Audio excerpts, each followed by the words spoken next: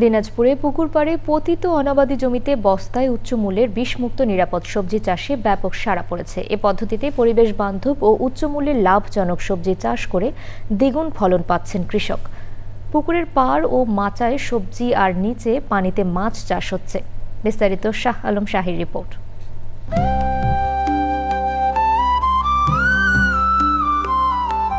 দিনাজপুরের সদর উপজেলার উত্তরাইল ভালকপুর গ্রামে মোহাম্মদ মোস্তফা গোলাপ পুকুর পাড়ে বস্তায় নিরাপদ সবজি চাষ করছেন। এই পদ্ধতি তার কাছে একেবারে নতুন হলেও পরিবেশ বান্ধব ও উচ্চ মূল্য হওয়ায় এই সবজি চাষ জনপ্রিয় হয়ে উঠেছে।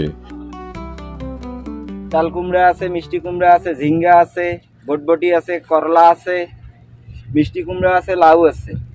সব মানে এই পুকুরের সাইডে যত আছে সব প্রকারের সবজি এই জায়গায় চাষ হয়। বস্তা লাগালে লাভ, এখানে পানি জমে না। আর এমনি লাগালে হয়তো পানি লাগি থাকে, তখন গাছটা মারা যায়।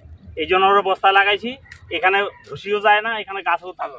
পুকুর পাড়ে পতিত অনাবাদি জমিতে বস্তায় উচ্চ মূল্যের বিষমুক্ত নিরাপদ সবজি চাষে সহযোগিতা ও পরামর্শ দিচ্ছে কৃষি বিভাগ। এই জায়গাটা পড়ে থাকতো, এই জায়গার মধ্যে আমরা উৎপাদনশীলতা বৃদ্ধি করেছি। তার বিভিন্ন ধরনের মাছা জাতীয়, মাচায় লতা জাতীয় সবজিগুলো আমরা আবাদ করেছি এবং সাথে সাথে এখানে যে ফলের চারা রোপণ করা হয়েছে, এই ফলের চারা রোপণের মাধ্যমে আমরা বস্তায় সবজি আবাদ করেছি।